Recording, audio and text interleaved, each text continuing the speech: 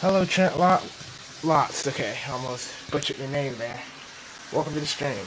I'm doing some testing on my new layout just put together. I had some spare straights left over, so I tried to make like a little train yard thing. I'm going to be running this BNSF H1. I believe it's a GP38, but let me actually check. Yeah, it's a GP38-2, I believe it is. I'm just going to be running this one locomotive tonight. Just getting like some testing in on this layout. Nice, thanks. I put that dummy engine over there. That's actually the only dummy engine I own. The story behind me getting that engine was I was at the train store and I was getting other stuff and I had like a few bucks left over and I'm like, let me just see if there's anything really cheap that they have. And they had that dummy engine, so I decided to go with it. Now that I have that little train yard part, it's a good background prop because it's never really been that good at actually being used as a dummy engine, but sitting it in the background works really, really well.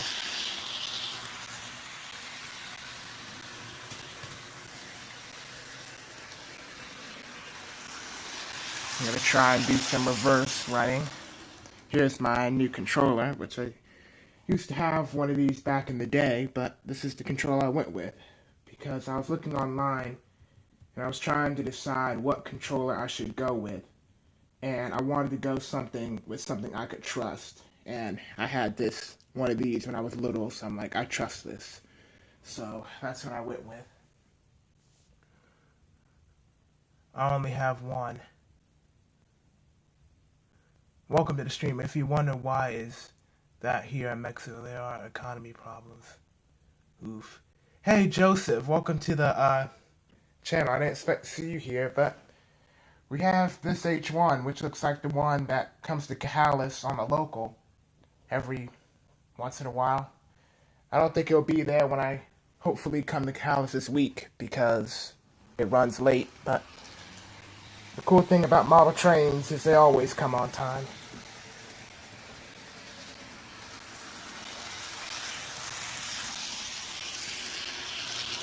If you wonder what is the CNGP42, I think it looks like a regular GP40-2, but they might have the Canadian style safety cab instead of just, like the regular stuff.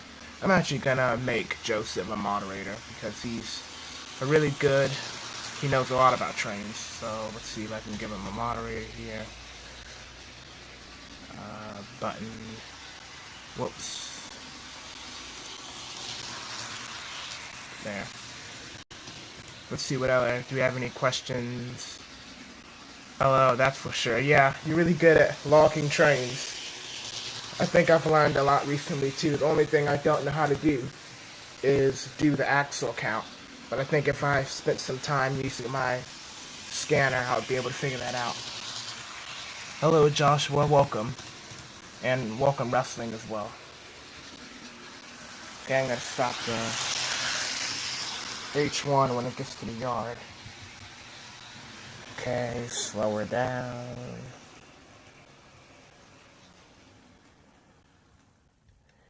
Guess I can show you guys this Burlington Northern locomotive. I mean, not Burlington Northern, Burlington. So here it is. It's SD45. The reason I say that is because a good way to tell the SD45s and the SD40s if someone's like confused or just getting in the trains is SD40s have more more space in the back that I've noticed. Like there's more space here. The SD45s have less space in the back, so that's something you can notice. The Burlington logo looks kind of a bit faded, so it's kind of like weathering or something. And the roof has like a little sticky stuff on it because it had one of those, sticker price tags and it didn't come off that clean. See if anybody has any questions or just comments. I'll get with you somehow how to get a chart with that was sent to me. I'll get with you somehow to get a chart that was sent to me about axle count. But anyways, thanks. I'm looking forward to seeing what that is, but I'm a bit confused. I'm not sure if you saw it, but a Canadian National barn went by Calais today, and somebody had logged it, and it had a war bonnet / fake bonnet on it, and then it had a barn as well. So that's pretty cool to be able to get a barn and a war bonnet on the same thing. I think, looking back at some of my catches, one train that I saw that was loaded with power was a train that I saw when I was with my mom, and it had H1 on it and had a Canadian National on it on the same train. It wasn't like Canadian National Heritage or anything, but it was cool to see some cool stuff like at the same time. Not like on different trains, but it's pretty cool when you get trains with loaded power. Guess I could put one of these, put one of these on here. I've actually seen something like this in real life. When I got this, I wasn't seeing these cars because, you know, these don't even like run in the South from what I've seen. But these are around. They're usually pretty dirty, not this clean.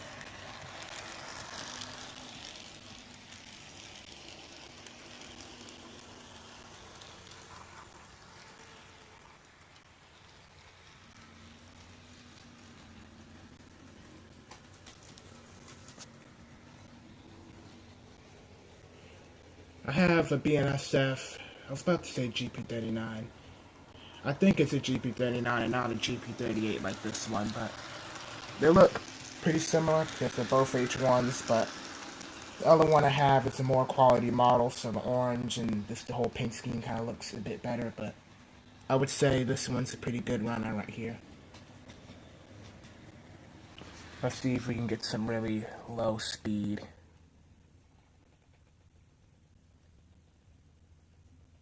I think that's as low as it can go without stopping. I'll probably be live for a couple more minutes. I'm only on 30%. I just thought that I would show you guys some testing on what this new layout was like instead of just, you know, not showing it.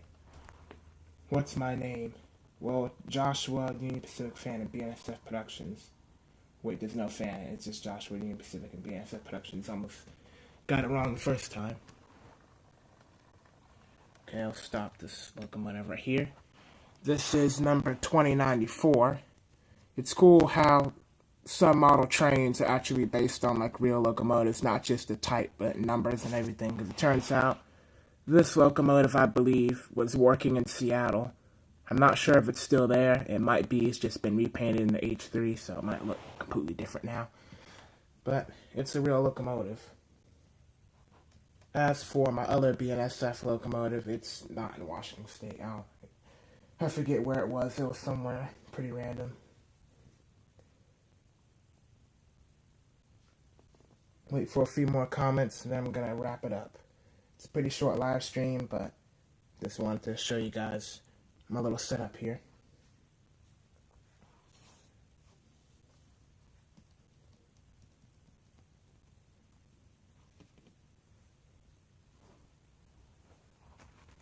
One True Media green logo and intro and outro. Fred. Yeah, this is BNSF Fred. I'm doing some testing on this layout over here. It's actually shorter than my biggest layout because I've only done 3 straights. The reason I did this is because I wanted to do safety, because if I used all those straights, I would start to get dangerously close to my closet door, and that's a highway basically, so I wanted to stay out of the highway by keeping this short. So I originally only had 2 tracks set up because I only had 2 tracks when my controller first came in the mail. I just wanted a small layout to see how things are working. But I added 1 more track so I could have a bit more length. I kiss the train.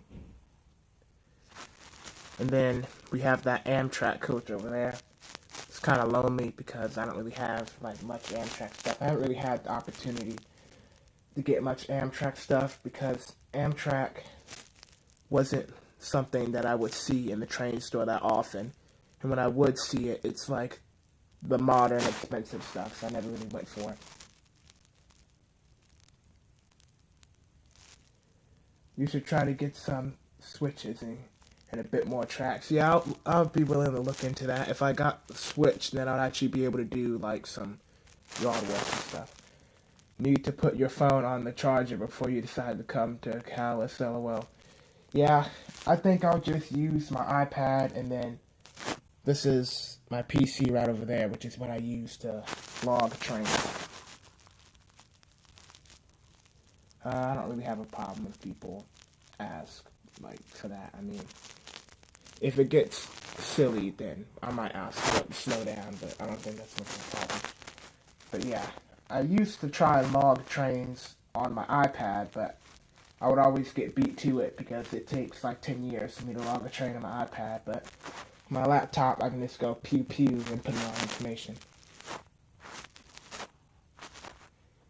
We also have the Santa Fe caboose. This caboose was actually really cheap. Fun fact, from what I've experienced, you can get model trains even cheaper when you get them from a store that is not associated with model trains. Like, it's not made for model trains. Like, I got this caboose from a store that was like half toy store, half furniture store. It was just like a place that sold everything. And they had like a little model train section. And this was probably only like $2 or $3. I even got a locomotive for like $3. I probably got it even cheaper than I was going to get it because the locomotive didn't have a price tag. So, yeah, the guy was like $4 and I got it. Okay, LOL. I kissed the train. Behind this Amtrak car, there's actually a cool story of this boxcar right here. I'm just going to call it Lakeville Railroad because I can't even pronounce that first bit. But I actually sent a fan letter to this railroad. When I was like 12, I sent fan letters to like all of the railroads except for the Canadian ones and a few, like Kansas City Southern. I didn't send one to them because I didn't really know of their existence back then. But I was just expecting to get like a little happy reply and all that type of stuff. I wasn't expecting them to send me like an HO scale boxcar. They completely loaded me with stuff. They sent me like their full hat collection. They sent me like 5 hats. And then they sent me this boxcar. So, super cool. I actually made this boxcar more quality than when they sent it to me. Because when they sent it, it was like all plastic frame. I think it was just the type of thing you sit on your desk. It wasn't meant to be played with. But I took off that plastic frame because it was starting to fall in a state of disrepair. And I put in a more quality frame, and now it's good to be played with. HO scale, oh yeah, that's the size of like the locomotives. If I had something, I sold off my O scale stuff, so I can't really show you, but like this size, like this is like the size of the locomotive. There's N scale, which is like that, and then there's this, which is HO scale, and O scale is something like that, and then G scale is like that, and then you have these ones that you can sit on, and they're probably like up there. My favorite color is Canada. Canada is alright. I've only been there once, and to tell you the truth, I've seen more Canadian power in America than I've seen in Canada. Because I went to Canada, I didn't see a single train. But here in the United States, I've seen BC Rail, I've seen Canadian National and CP, so that's just the way it works out. At least it worked out for me that way. Do you want to go to Hobby Lobby? Well, there's a Hobby Lobby close to me, but I don't know. I'll have to do some saving up before I'll be able to get a Switch because they sell them for like $20. Hobby Lobby sells tracking switches for a good price. I'll have to check that sometime. But anyways, I'm probably gonna go to the Calais Cam, try and log some trains in a little bit. But if you guys have any final comments, feel free. And I'm going to check in the Hobby Lobby because Hobby Lobby's not really a place that I've thought of to like go for train stuff. I've been trying to fit into this tiny schedule that the model train store has, and it's just impossible because their schedule is so small. So maybe that's something I should look into. Is there any comments I missed? Okay, recently Union Pacific train arrived to Monterrey. I think that's a town in Mexico. It is not a joke. That's cool. I think Mexico has some pretty cool power, because I saw, how long ago was that? I think I saw a video like a year or two ago, and they had, I might be mixed up with my countries, but they had a C-37 in Mexico, which I thought was pretty cool that you can see like old diesel still in operation. If I could, I would give you some cash. Wow, thanks. I would pin that if it was on a video, but thanks. And if I could, I'll probably give you a tank on water tanks. Like, I don't know what I'll give you, probably my E75. Well, final comments, everybody. I'm gonna head out soon. If you're wondering why it's so dark, this house, my room actually didn't come with like a light for some reason. So I have my lamp and my closet light, and then my computer light, so it's not much.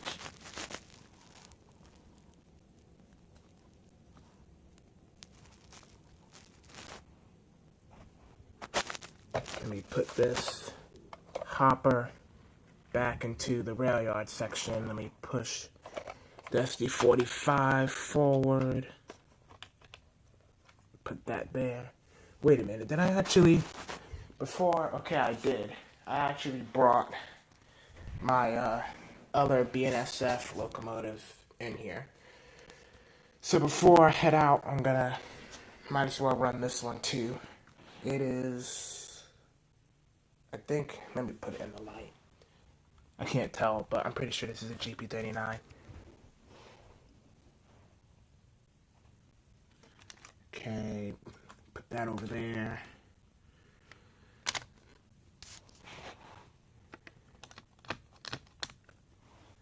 This locomotive has many years of playtime because it's had it for a long time. This one is actually pretty new. I got that like maybe 2019 or 2020. This one actually has like people in the cab. There it goes.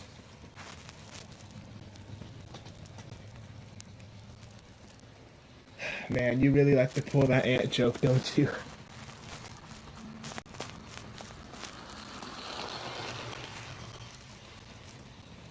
Hopefully the French fry invasion is coming, because I wouldn't mind having some more.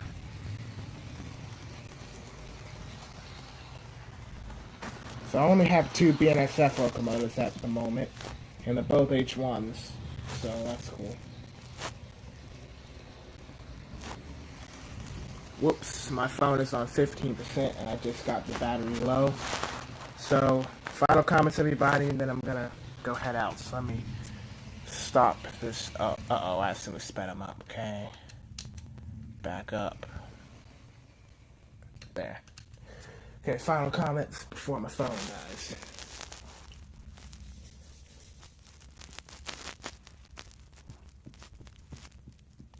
Hello, Trent Locks, welcome back.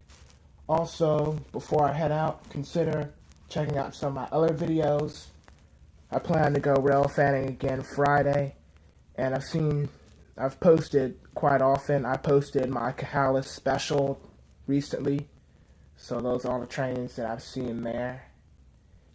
Later, Dom. See you later, Joseph. I'll probably see you pretty quick. LOL, French fry invasion. Yeah, potatoes. I would say probably definitely in the top 3 best things to eat in this world. And then I saw the Kansas City Southern, the Kansas City Southern Grey Ghost, yes, which is like, after talking to somebody who's new to the channel, who recently showed up, we had a good conversation talking about this brand that's like Kansas City Southern Mexico, so I'm going to give that information out. It was a Grey Ghost, I've seen that. What else have I seen? I've seen some fake bonnets, some H1s, so there's definitely some content out there. But anyways, bye, because I'm on 14, so